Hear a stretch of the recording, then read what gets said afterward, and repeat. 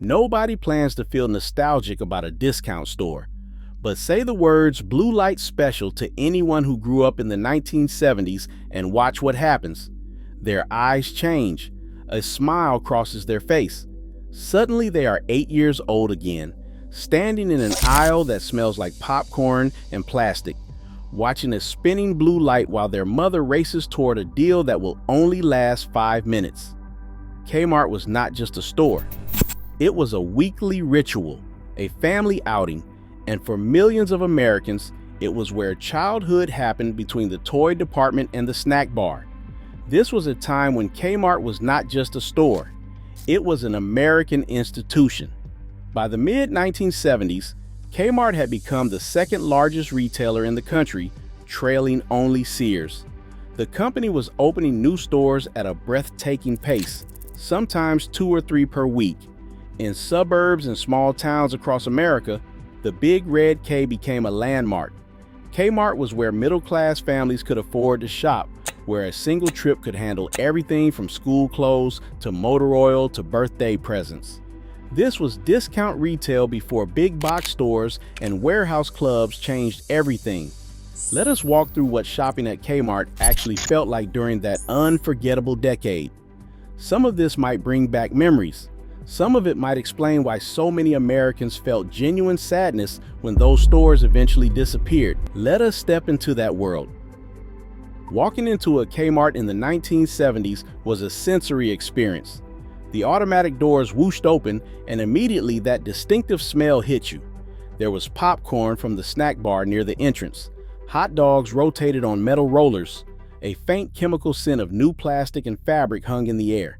These smells became so associated with Kmart that decades later, catching a whiff of movie theater popcorn could transport someone back to those aisles. The stores were enormous by the standards of the time. They typically had around 80,000 square feet of retail space under one roof. The floors were hard tile, usually a speckled pattern that hid dirt. The ceilings were high, with exposed ductwork and those endless rows of fluorescent lights. Shopping carts were metal, with wobbly wheels that pulled to one side. The handles were bare metal, and they got cold in winter when carts were brought in from the parking lot. The layout followed a predictable pattern. The snack bar and checkout lanes dominated the front. Ladies' clothing sat on one side and men's clothing on the other. Children's clothing, toys, and school supplies were toward the back, where kids would inevitably wander. Housewares, appliances, and hardware filled the middle sections. The garden center had its own entrance on the side of the building. The blue light special was the heartbeat of the Kmart shopping experience. Without warning, the intercom would crackle to life. Attention Kmart shoppers. There would be a brief pause while everyone in the store stopped what they were doing.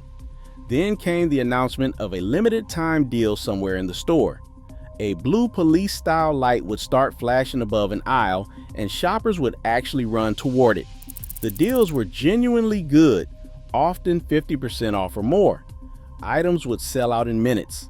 Missing a blue light special felt like missing out on something important. The snack bar was where families refueled during marathon shopping trips. Red vinyl stools lined the counter.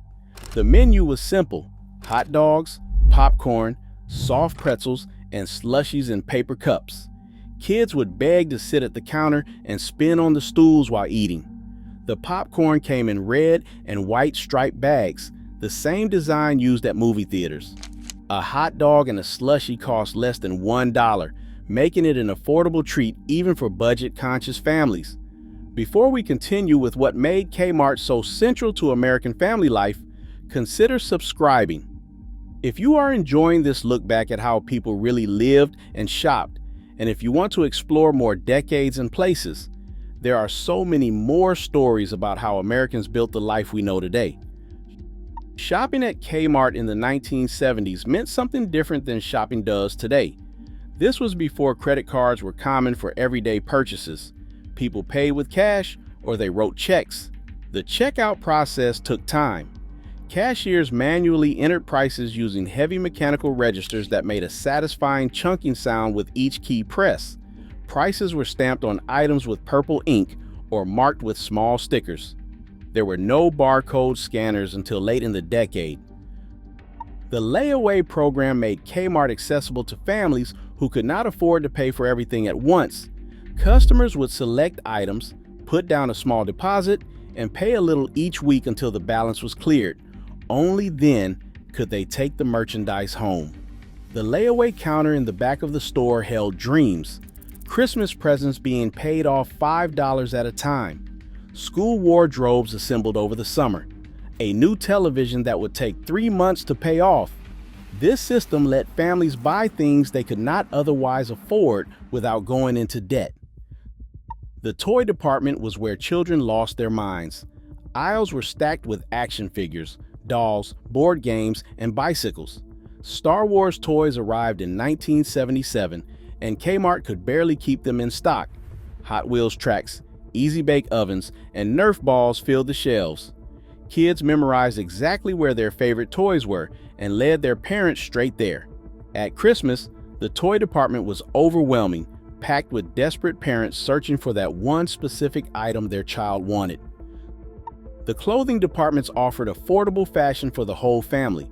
Polyester was everywhere in the 1970s, and Kmart had racks of it.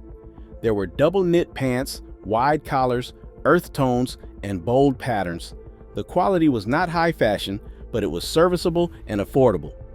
Families with multiple children could outfit everyone for the school year without breaking the budget. The dressing rooms had swinging saloon-style doors that did not quite reach the floor. Mothers would wait outside while children tried on jeans, calling out whether things fit. The record department sold vinyl albums and 8-track tapes. Teenagers would flip through bins, looking for the latest releases. Kmart did not have the selection of dedicated record stores, but the prices were lower. Buying an album at Kmart was how many young people built their music collections. The listening stations let customers sample albums before buying. Store employees kept a watchful eye on teenagers who lingered too long. The automotive section served the car-obsessed culture of the 1970s. Motor oil, car wax, floor mats, fuzzy dice, and air fresheners shaped like pine trees. Men would spend time examining spark plugs and comparing prices on windshield wipers. Kmart Auto Centers offered basic car maintenance, oil changes, and tire rotations at prices that undercut traditional garages. The garden center came alive in spring and summer. Flats of flowers, bags of mulch, lawn chairs, and charcoal grills filled the racks. Families would load up for backyard barbecue season. The smell of fertilizer and potting soil mixed with gasoline from the lawnmowers on display. Plastic flamingos and garden gnomes lined the shelves, destined for suburban lawns across America. Kmart served a specific place in the retail hierarchy of the 1970s. It was not as upscale as Sears or JCPenney. It was not as cheap as the dollar stores that would come later. Kmart occupied the middle ground, offering decent quality at affordable prices. Working class and middle class families could shop there without embarrassment. The stores were clean and well lit. The merchandise was organized and accessible. The parking lots were always full on weekends. Families would pile into station wagons and make Kmart the destination for Saturday errands. The trip might take hours. Dad looked at tools, while Mom compared fabric. Kids begged for toys. Everyone met at the snack bar before heading to the checkout. The drive home with the trunk full of bags bearing that distinctive Kmart logo. What defined Kmart in the 1970s was accessibility. This was shopping for regular Americans. These were families who watched their budgets but still wanted nice things. People who needed one store where they could buy everything from underwear to lawn furniture. The blue light specials made shopping feel like a game. The layaway program made bigger purchases possible. The snack bar made it a family outing rather than just an errand. The Kmart of the 1970s represented something about American life, the belief that everyone deserved access to affordable goods, that shopping could be both practical and enjoyable, that a family could walk out with everything they needed and still have money left over.